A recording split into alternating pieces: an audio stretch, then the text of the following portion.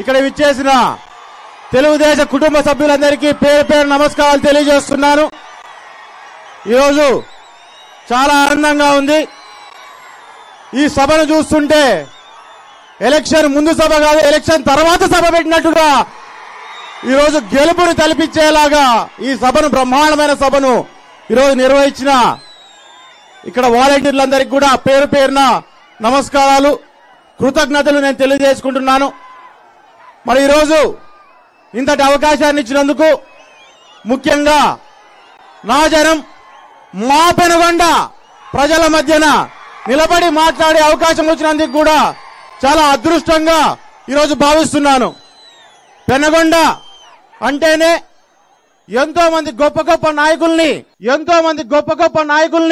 ఈ తెలుగుదేశం పార్టీ కోసం ముందుకు నడిపించిన అతి గొప్ప ప్రాంతం అనే విషయాన్ని కూడా ఒక్కసారి మనం గుర్తు చేసుకోవాల్సిన అవసరం ఉంది. ఈ రోజు పరిటాల రవీంద్ర లాంటి వ్యక్తి అంత గొప్ప పేరు తెచ్చుకునే అవకాశం ఏంటంటే ఆ గొప్పతనం ఈ పెనుగొండ ప్రాంత ప్రజలదే అనే విషయాన్ని కూడా మరొక్కసారి మీకు అందరికీ నేను తెలియజేస్తున్నాను. ఈ రోజు ఎన్నో సమస్యలు పడుతూ, ఎన్నో ఇబ్బందులు పడుతూ గత 4.5 సంవత్సరాన్ని మనము చాలా వీరోచితంగా మీరు కూడా పోరాటాలు చేస్తూ గ్రామాల్లో ఇంతవరకు తీసుకొని రావడం జరిగింది.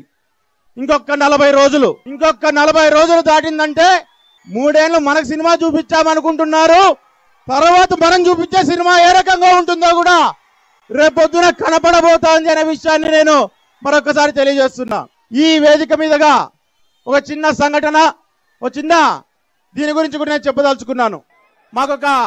ఎక్కువగా మాకు కనపడింది ఏంటంటే, ఒకప్పుడు జరిగిన సంఘటన గురించి ఎక్కువ చెప్పుకుంటూ వస్తా అంటారు.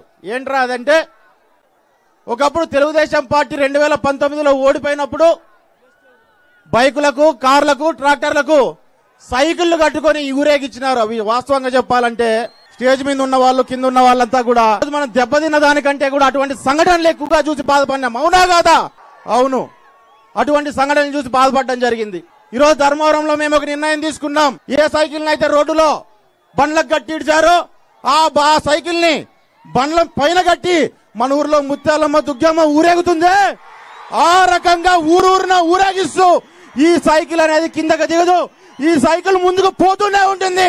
ఎన్ని సమస్యలు వచ్చినా, అడ్డం వస్తే తొక్కుకుంటూ గాని ముందుకెళ్తుందే గాని ఎక్కడ ఈ సైకిల్ ఆగదు అనే విధిలో మేము ఆ కార్యక్రమాన్ని మొదలు పెట్టడం జరిగింది.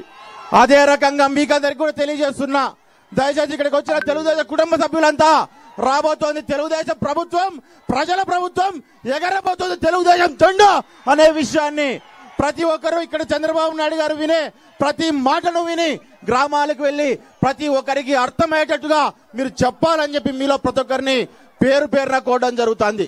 మరి దాంతో పాటు గత 5 ఏళ్ల నుంచి మనం చూస్తున్నాం, ఎక్కడ సమస్య వచ్చినా చంద్రబాబు నాయుడు గారు మన వెంట నిలబడుతున్నారు, నాయకులు భుజం తట్టి ముందుకు నడిపిస్తున్నారు.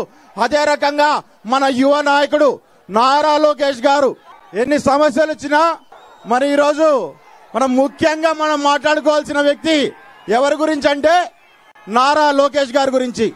మన ప్రాంతంలో ప్రతి ఊరు తిరిగి, ప్రతి గ్రామం తిరిగి, ప్రతి కార్యకర్తను భుజం తట్టి మీ వెంట నేనుంటానని చెప్తూ మన గుండెల నిండా ధైర్యం నింపుతూ ముందుకు నడిపించిన వ్యక్తి మన నారా లోకేష్ గారు.